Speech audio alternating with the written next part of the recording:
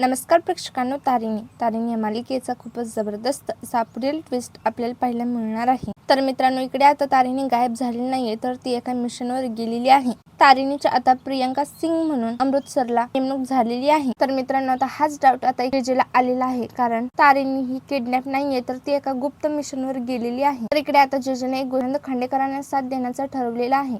एमएनएनच्या ऑफिसमध्ये जे काही सिक्रेट डॉक्युमेंट्स होते, जे सिक्रेट रूम मध्ये होते, जे काही प्रूफ होते, ते सगळं काही आता दयानंद खांडेकर सिक्रेट रूम मध्ये जाऊन ते सगळं काही बदलून टाकतात. तर आता दयानंद खांडेकर आणि जेजेने मिळून आता तारिणी समोर जे काही महत्त्वाचे पुरावे येणार आहेत, ते सगळं काही बदलण्याचा प्रयत्न केलेला आहे. सगळ्या गोष्टीची दिशा बदलण्याचा प्रयत्न केलेला आहे. सगळं काही नष्ट करण्याचं ठरवलेलं आहे. असा जबरदस्त डाव आता दयानंद खांडेकरांनी आणि जेजेने टाकलेला आहे. तर इकडे विक्रम कारखाने यांचा जबरदस्त रॉचा डाव चालू झालेला आहे.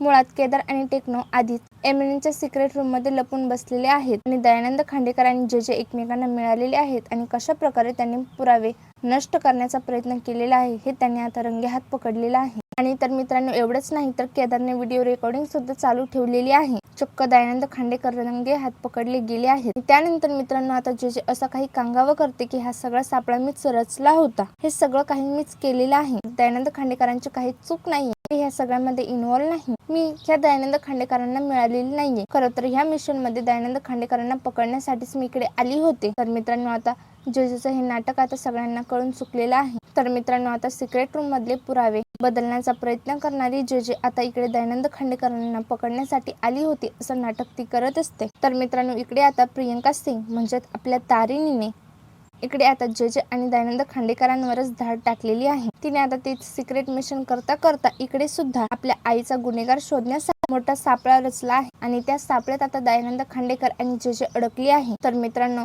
इकडे आता कशा प्रकारे आता केदार आणि टेक्नोच्या समोर दयानंद खांडेकर आणि जेजेचा खरा चेहरा आलेला आहे, तो आता तारिणीच्या समोर कसा काय मांडणार, आता सगळे पुरावे आता तारिणीच्या समोर येणार की काय आणि त्याने काय होईल हे पाहणं खूपच रंजक असणार आहे. त्यामुळे आजचा व्हिडिओ अजिबात स्किप न करता शेवटपर्यंत बघा आणि चॅनलवरती नवीन असाल तर आता सबस्क्राईब करा. चल तर मग व्हिडिओला सुरुवात करूया. तर इकडे आता निश्चय म्हणत असते की मम्मा, तुम्ही काहीच काळजी करू नका. ती तारिणी गेली म्हणून काय झालं, आता मी आहे ना, मी आता माझ्या सगळ्या जबाबदाऱ्या व्यवस्थितपणे हँडल करणार आहे. तुम्ही आता कसलीच काळजी करू नका, सगळं काही माझ्यावर सोपवा. तर आता निश्चय आता जोमाने घरात काम करायला लागली, तत्पर झालेली आहे. त्यावेळी आता रेखा म्हणत असते की बघा, तुम्हाला तुमच्या मोठ्या नाचं कौतुकच नाहीये. तुमची मोठी नात तर सुट्टीच घेऊन गेली. आता लोक काय म्हणतील, लोकांना काय उत्तर द्यायची. आपल्या घरचे हे संस्कार नाहीत. आता लोक आपल्यावरती शिंतोडे उडवतील, त्यांना आपण काय उत्तर द्यायची. तारिणी अशी कशी वागू शकते, तिची हिंमत कशी झाली घर सोडून जायची. अहो, ती ना, मला तर वाटतं ना, ती एका मुलासोबत पळून गेली. ती आपल्यासोबत खोटं चांगलं वागण्याचं नाटक करत होती. आता जुना लावून ती आपल्याला लागून गेली. इकडे मात्र सुमीला खूपच टेन्शन आलेलं आहे. सुमी रेखाला म्हणत असते की रेखा, तोंड सांभाळून बोल. मला माहितीये तारिणी असं काहीच करू शकत नाही. तिला तिच्या जबाबदारी चांगल्याच कळतात आणि ती मुलगी जबाबदारी झटकून पळणाऱ्यातली नाही. नक्कीच काहीतरी अर्जंट काम असेल, त्यामुळेच तिने हे घर सोडलं असेल. नाहीतर तारिणी असं कधीही वागणार नाही. मला तिची पूर्ण खात्री आहे. त्यावेळी रेखा आता मात्र खूपच चिडते. ती म्हणत असते की अजूनही तुम्हाला तुमच्या नातीचंच पुळका आहे.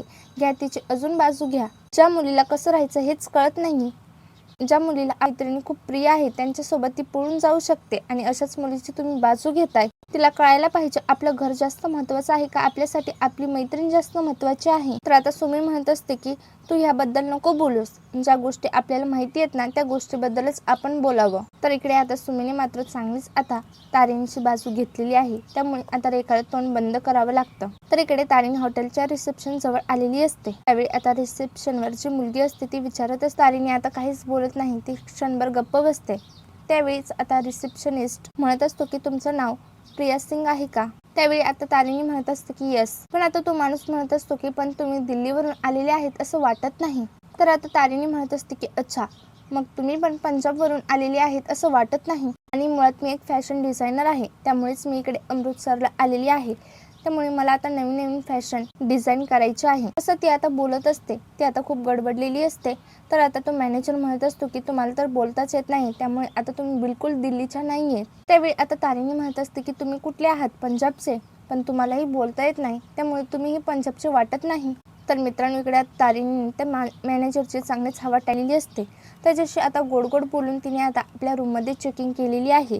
तर इकडे मित्रांनो आता केदार डेनवर गेलेला असतो. त्यावेळी आता जे मॅडमने विचारलेलं आहे की काही अपडेट आहे का. त्यावेळी आता सगळ्यांना प्रश्न पडलेला आहे की आपली बॉस गेली तरी कुठे, आपली बॉस कुठे आहे. सगळेजण आता सतत तारेंची चौकशी करत असतात. तर आता केदारकडे काहीच उत्तर नसतं.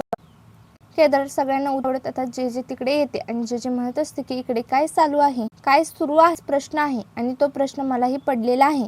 तुम्हाला सगळ्यांना उत्तर जमतात की नाही, तुम्हाला कामं जमतात की नाही, मी काय विचारते तुम्हाला ऐकायला कमी येतं, मला काही अपडेट आहे का, मी काय विचारते. तुमची तारिणी बॉस कुठे आहे, ती तुमची ऑफिसर आहे ना, तुमची मेन ऑफिसर आहे ना, मग ती गायब कशी काय झाली, तुम्हाला काहीच अपडेट नाहीये. तर आता केदार सांगत असतो की बॉसला अर्जंटली तिच्या मैत्रिणीकडे जावं लागलं, कारण तिच्या मैत्रिणीकडे खूप मोठी मेडिकल इमर्जन्सी आहे, त्यामुळे तिला तात्काळ जावं लागलं. तर आता जे म्हणत असते की अच्छा, म्हणजे तिला अपडेट द्यायला नको का, थांबीच आता कॉल लावते आणि तिला विचारते, सगळे अपडेट घेते. त्यावेळी आता केदार विषय बदलतो. तो म्हणत असतो की नाही, ती एका खेडेगावात गेली आहे आणि तिकडे रेंजचा प्रॉब्लेम असतो, तिकडे सहसा नेटवर्क नसतो आणि ती आता ह्या वेळी खूप बिझी असेल ना. तर मित्रांनो आता जे केदारकडे शॉकिंग मध्ये पाहत असते. केदार म्हणत असतो की जे मॅडम तुम्ही काळजी करू नका, तारिणी बॉस लवकरच आपल्या टीम मध्ये परत येणार आहे. तर इकडे मित्रांनो जे म्हणत असतो की फक्त अपडेट तरी द्यायचं. तर तेवढ्यात केदारला सुमीचा कॉल येतो.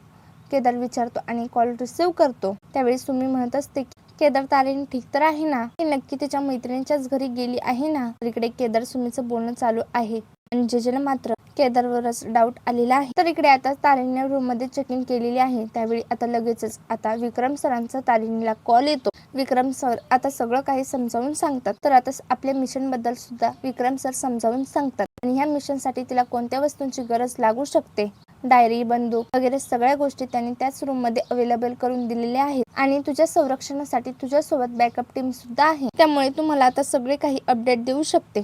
तू काय करतेस काय नाही, सगळे अपडेट आमच्यापर्यंत पोहोचत राहतील. त्यामुळे तू कसलीही काळजी करू नकोस आणि तुझ्या सगळ्या वस्तू कपाटात आहेत. तुला जे काही लागेल ते सगळं तुला अवेलेबल करून दिलं जाईल. तारिणी आता कपाट उघडते आणि त्याच्यात पाहते, त्याच्यात बंदूक, डायरी, तिच्या मिशन साठी ज्या काही वस्तू लागणार आहेत ते सगळे तिथे असतात. आता तारिणी सांगत असते की थँक्यू सर, मी लवकरच आता मिशनवर लागते. तर आता विक्रम सर म्हणत असतात की हो, तू आता जरा रिलॅक्स हो, आजूबाजूचा परिसर फिरून घे, ऑब्झर्व कर, तुझं ऑब्झर्वेशन खूप इम्पॉर्टंट आहे. तर आता तारिणी म्हणत असते की डोंट वरी सर, असं म्हणते आता फोन कट करते. आता जे मात्र तारिणीचा शोध लावण्यातच बिझी आहे. तर इकडे आता केदार म्हणत असतो की श्रीवल्ली काय झालं, तू टेन्शन मध्ये दिसत आहेस. तर आता सुमी म्हणत असते की केदार, मला खरं खरं सांग, तारिणी कुठे गेलीये, ती कोणती मैत्रीण आहे तिची, मला सांग ना, मला तिची खूपच काळजी वाटत आहे. त्यावेळी केदार म्हणत असतो की सुमी तू काळजी करू नकोस, तारिणी तुला आज रात्री कॉल करणार आहे आणि त्यावेळी तारिणी तुला सगळं काही सांगणार आहे आणि तुला कोणी विचारलं की तारिणी कुठे गेली आहे, तू हे कोणालाही सांगू नकोस.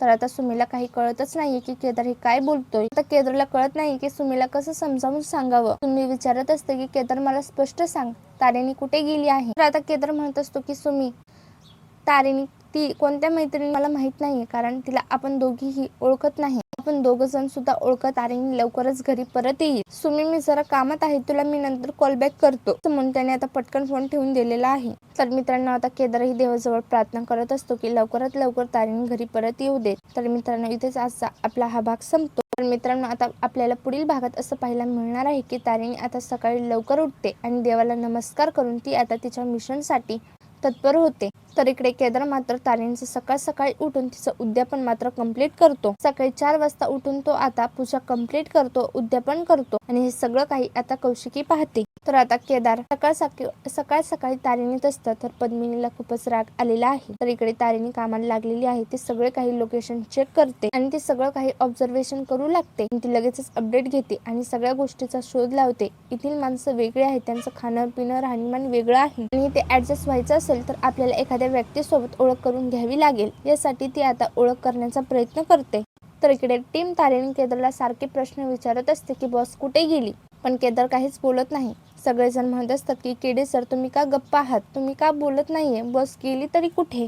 तर मित्रांनो इकडे आता तारिणी मिशन तिरंगा कंप्लीट करता करता आपल्या आईचं सत्य सुद्धा शोधण्यासाठी ती आता तत्पर झालेली आहे. ती आता विक्रम सरांच्या मदतीने इकडे आता सगळे अपडेट घेत असतील. आता हे मिशन पूर्ण होण्याआधी आपल्या आईच्या गुन्हेगाराला शोधायचं आहे. आता चक्क आता विक्रम सर तारिणीची मदत करतात आणि सिक्रेट रूम मध्ये असलेले सगळे पुरावे आता तारिणीच्या समोर हजर करतात. तर मित्रांनो, आता पुढे काय होईल हे पाहणं खूपच रंजक असणार आहे.